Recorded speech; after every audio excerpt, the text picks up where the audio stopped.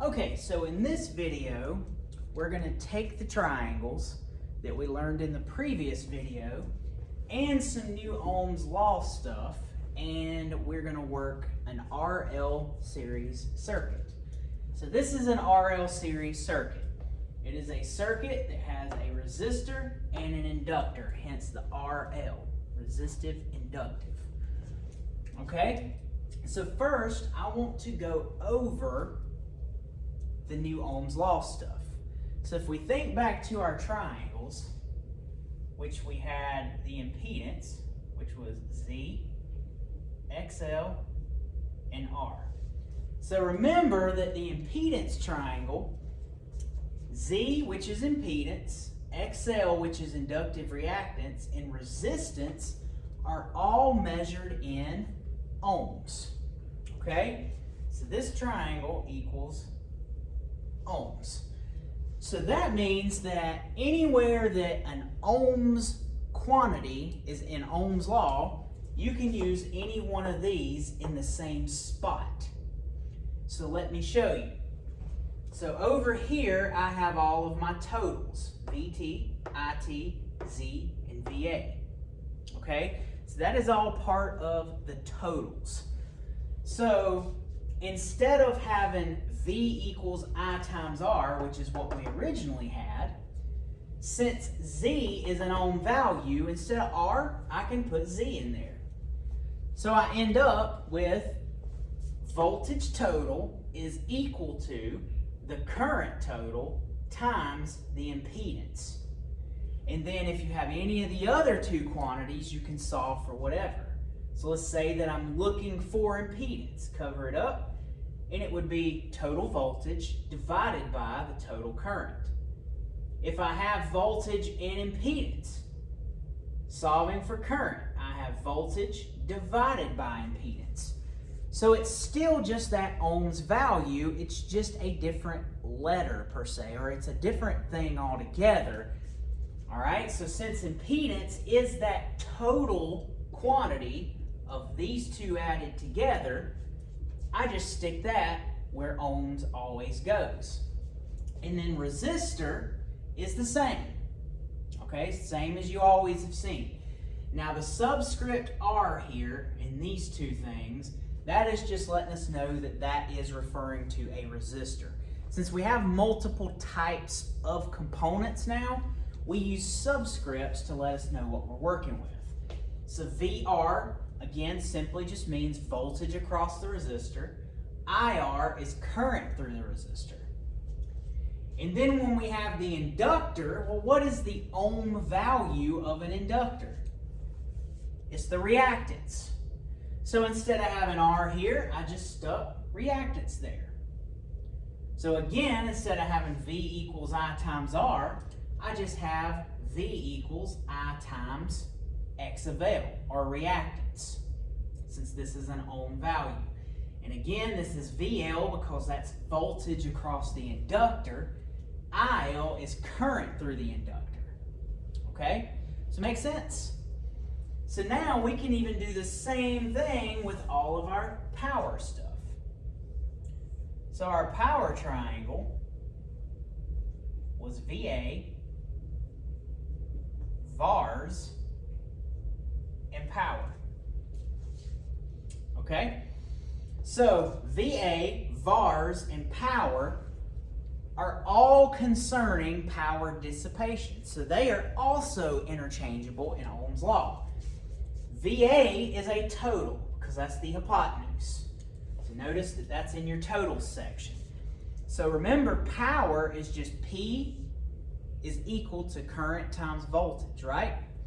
So since VA is a factor of power dissipation, I just use VA instead of P for the totals. So it's VA, or apparent power, is equal to current total times voltage total. So it's an Ohm's law thing that you already know. You just got to know how these triangles relate. Anything in the impedance triangle is an ohm value. So you can use that in Ohm's law. Anything in the power triangle can be subbed in for what you originally referred to as just power.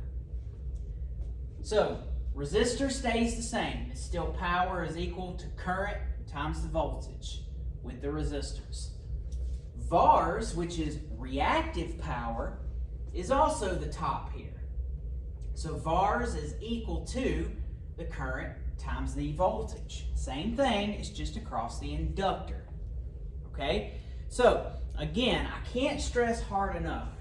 Memorize these triangles. The impedance triangle, the voltage triangle, and the power triangle from the last one, because that'll greatly help you associate things in the Ohm's law world. Okay? All right, so starting with the circuit. So where would I start right here?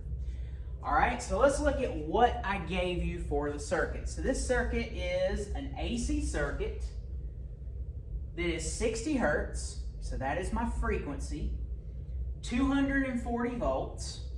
I have a resistor in there that is 40 ohms, and I have an inductor in there which is creating an inductive reactance of 30 ohms. So the resistor is limiting current by 40 ohms, the inductor is limiting current by 30 ohms. So where would you start with this one? Okay? So looking at this table here, I know that I have 40 ohms of resistance and I have 30 ohms of reactance. So this is where I'm going to go to that impedance triangle. Because if you know the impedance triangle,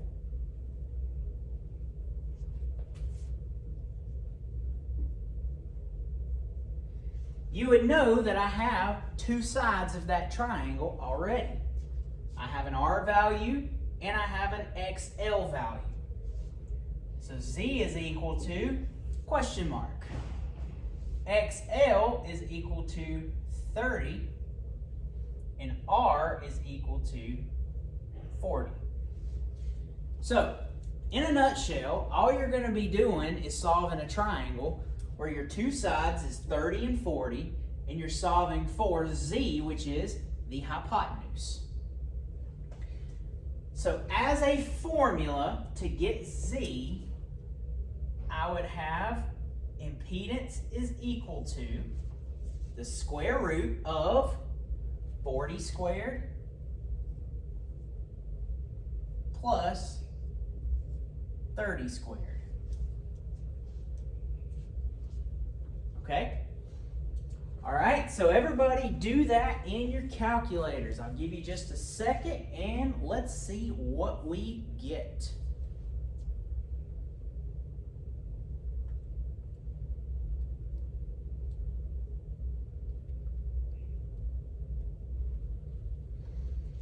Okay, so if you got 50 ohms, you are correct.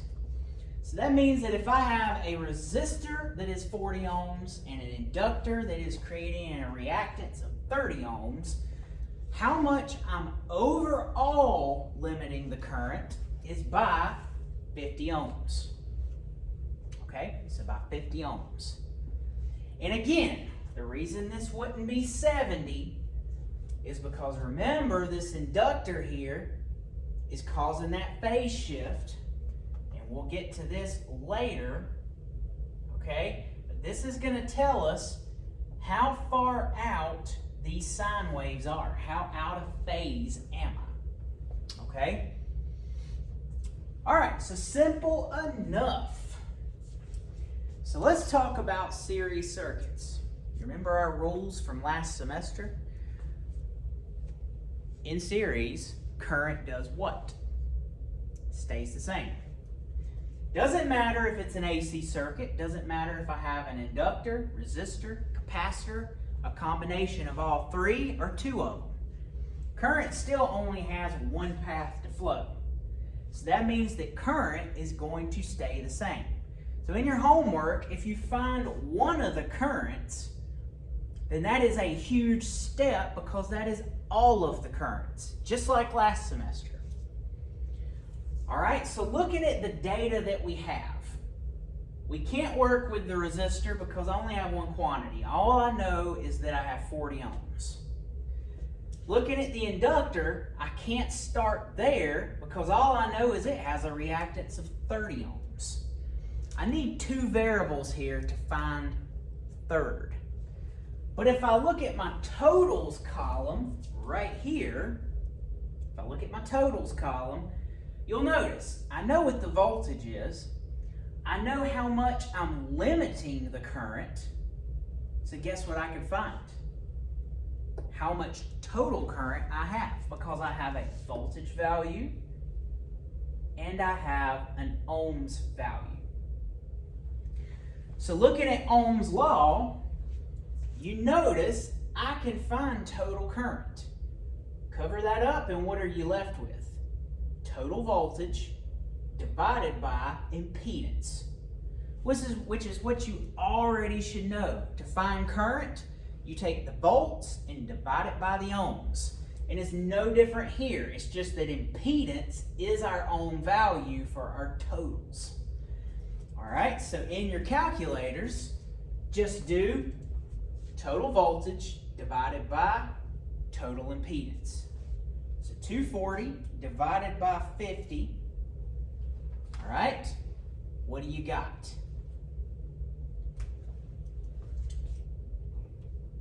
4.8 amps.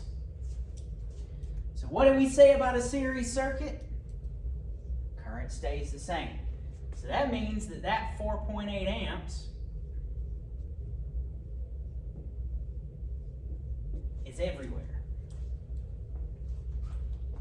Now I have something to cook with, okay? Because looking at the totals, and I'm going to save this portion for last because there's a couple more things I want to go over with that. But looking here, looking across my two components, the resistor and the inductor, I know how much current I have flowing through them, and I know what the resistance or the reactance is, that ohm value. So, guess what I could do? I can find my voltage drops. And this is going to create an interesting question that we brought up in class on Monday and Tuesday, and I'll pose it here. So to find voltage, we should know how to do that. Current times the resistance. So 4.8 times 40. What is that going to give us? 192 volts. Okay? So now, let's move over here and find the voltage across the inductor. So how do we do that? You already know. I have an ohm value. I know what the current is. So if you look, it's still what you already know. It's the current times the ohms.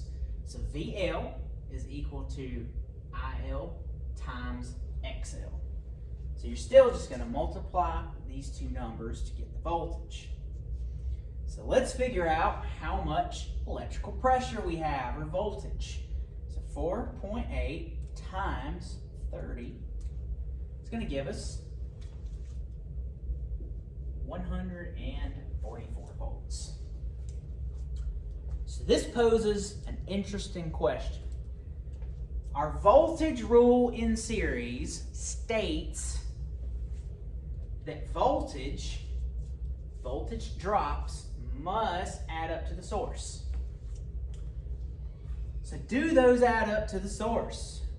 92 plus 144 equals 336 volts. What? How am I getting 336 volts, but I'm only putting in 240? Is that right? Do I need to go back and check my answers? Okay, so ask yourself that question. If you need to pause, think about it. Why is the voltage added up higher than your source? So think about that for a second, and then we're going to answer it. Okay?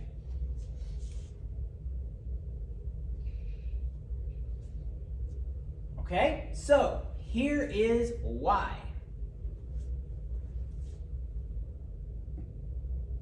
this voltage is in phase with the source voltage. Remember, resistive components are in phase.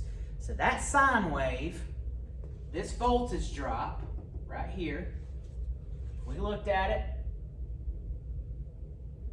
on a graph, that is the applied voltage, which is the 240. The 192 would be in phase with it, okay? Of course, the magnitude wouldn't be the same, so that's why it's a little smaller, but it would be in phase. They cross that 0 volt reference at the same time. However, the inductor is not like that. Remember from the last worksheet last week in that PowerPoint, it said that induced voltage and applied voltage is 180 degrees out of phase with each other. So that means that we cannot simply just add these two values together because their sine waves are out of phase. So we have to go to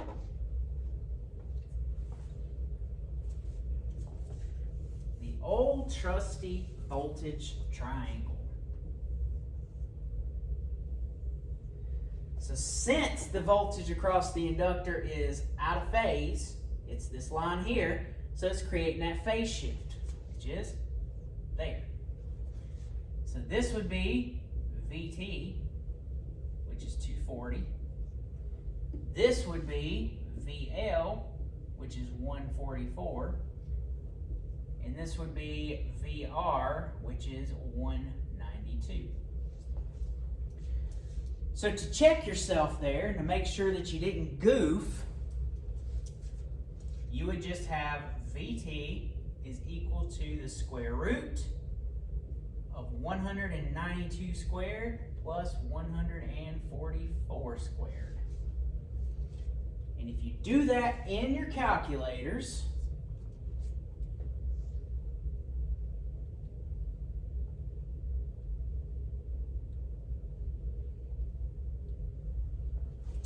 you indeed get 240. Okay, so that's our 240 volts.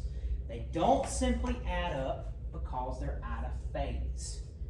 Same reason that these two quantities did not add up to 50. Okay? All right. So very good. So now we're moving last to our power. I'm going to go ahead and draw this power triangle up here. So we had VA, parent power is our total. VARS is our reactive component, and power is our resistive component. And then we have angle theta. So to solve for all of these, we can actually just use Ohm's law. I'm going to revisit the triangle to prove something about these two things, which are new. We're going to go over in just a second. All right, so to get VA, VA is part of the power triangle. So guess what I can do to get that? VA, apparent power, is equal to still current total times the voltage total. So this is kind of like last semester. This is kind of like your power total per se. Okay? So all you have to do is VA is equal to current times the voltage. So 240 times 4.8 is going to give us 1152.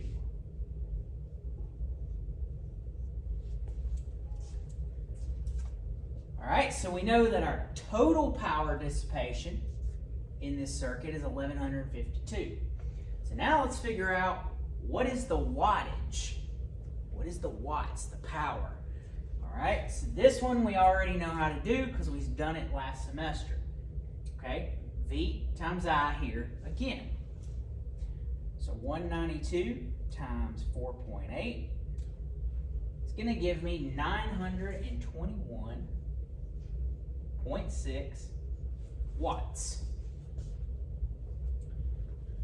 VARs, part of the power triangle, so we treat it the same way as we did these two in Ohm's law. So that's why we have VARs is also equal to the current times the voltage. All right, so 144 times 4.8 is going to give me 691.2 VARs.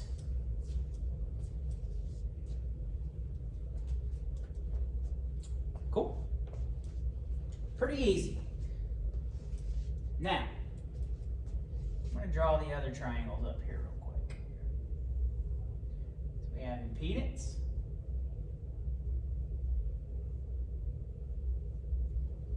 And then we have the voltage triangle.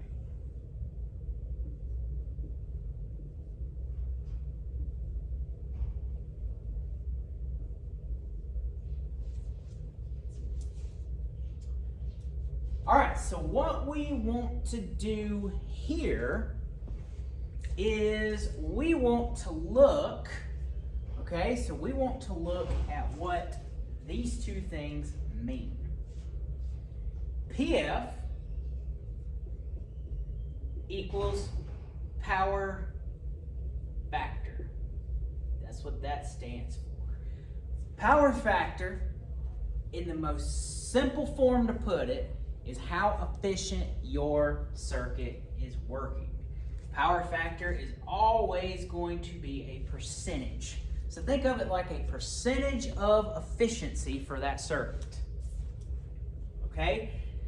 Now, let's have a little discussion here.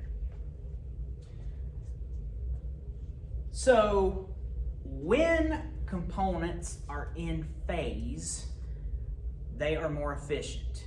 Because when we start having an out-of-phase relationship in a circuit, so when sine waves and when our different quantities are out of phase, it's almost like we have to work harder for what we get, okay? Using true power, our wattage, that is more efficient. Introducing inductance kind of throws things off a little bit.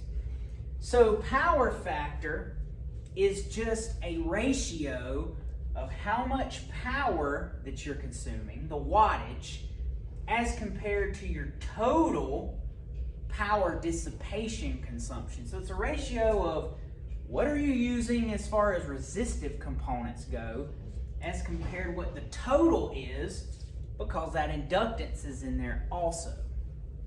Okay? So power factor is a percentage. The higher the percentage, that means that you are actually using more resistance there. So that means that you have more resistance. It's going to be more efficient. The more resistance you have in this circuit, the more efficient it's going to be. Okay? So industry standards, honestly working in the industry myself, somewhere between 85 and 95% is kind of that golden number. It's not always achievable, but they try. Introducing inductance, again, is going to make that power factor worse. So the more resistive we're using, okay, as compared to that total, the better off we are. So that percentage is just letting us know, hey, how efficient is this circuit? How much wattage am I consuming as compared to what the total is? Okay? So, the higher this number gets, the more actual wattage you're using instead of reactive power, the better that power factor is going to be. So, it's just an efficiency thing. And then angle theta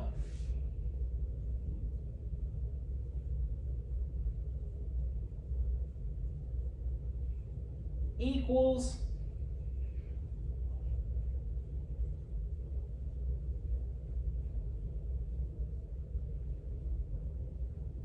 our phase angle difference. So this is letting us know, hey, how far out of phase is things? What is that phase angle difference in this circuit now that I have inductance? Okay, so remember, okay, the more inductance I add, this line gets larger. So if this side gets larger, what happens to this angle? Well, it starts getting larger because it has to catch up with this. Okay, so that means that we are more and more and more out of phase, which is not as efficient. Okay, so generally what you're going to see is the better your power factor is, that means that this is getting longer, this side is getting longer, and this is getting smaller. So a high power factor is generally going to be a low angle because you're mostly resistive. Hope that makes sense. If you have to rewind it a couple of times, but that explanation is, to me, a lot clearer than what the book says. Okay, so power factor is how efficient you're running. The more resistive you have, the better the power factor, because resistive components are in phase. In phase means more efficient. Okay, the more inductance you add, the worse this gets. So this is going to drop, and your phase angle is going to be larger because this angle is getting larger. So to find power factor, it's as simple as this. It's the ratio of what your true power, your total resistance, or your total voltage across the resistors are as compared to what your total is. So the cool thing about this is you can use any of the three triangles or all three to check yourself. So, PF is equal to either, and let me write this, see a little catch right here, maybe, yeah. PF is equal to, and I'll kind of write it down here so I don't run out of board. So PF is equal to either P over VA, or, well, I can take this side. This is resistance. This is a resistive element because it's power. R divided by Z, or VR divided by VT. So it's always going to be this bottom side, which is all the resistive elements, divided by the total. And then you always are going to multiply by 100 because it is a percentage. Okay, dividing those two numbers will give you a decimal. I mean, if you can do that in your head, convert it to a percentage, cool. You don't have to actually do it. So power factor is just going to be a ratio of your resistive elements as compared to that total. So looking at angle theta, angle theta is this angle here. So in power factor, I'm using which side? This is the, in relation to this angle, the adjacent, and the total is the hypotenuse. So which function is adjacent and hypotenuse? Cosine. Okay? So to get angle theta, I can do the same thing, P over VA, R over Z, or VR over VT, but instead of timesing by 100, take the inverse cosine. So, for power factor, any of these three times 100. For angle theta, any of these three and then take the inverse cosine. Don't times it by 100 because it'll give you an error. Keep it in the decimal form and then convert it back to the angle. So let's see what our power factor is. We're going to do all three triangles and see if they come out the same. So first, I'm going to do my power triangle. So that is P over VA. So 921.6 divided by 1152 equals 0.8, and then times that by 100, so you get 80%. All right, so now let's try it with a different triangle. We also have resistance divided by impedance, so R over Z. Resistance being my resistive element, impedance being that total. So I'm going to take 40 ohms, and I'm going to divide it by 50 ohms of impedance equals times 100, and also get 80. Then I'm going to take and do the voltage triangle. So it's VR, voltage across the resistor, divided by the total. So I'm going to take 192 and divide it by 240. And I get 0.8, times it by 100, and you also get 80%. Because since this is a circuit, all of your values are going to be ratioed the same. If you get a different percentage using these triangles, so that will say you got 80% here, then you got 50% here, go back and check your values because they should all equal the same percentage. Because all of the resistive elements, power, resistance, and the voltage across the resistors should be the same ratio to their totals, all three triangles. Okay? All right, so angle theta, since I know power factor came out the same everywhere, I can just pick one of them. So if I do P over VA, I have 921.6 divided by 1152, which gives me my 0.8, and then I want to take the inverse cosine of that answer. And you should get 36.87 degrees.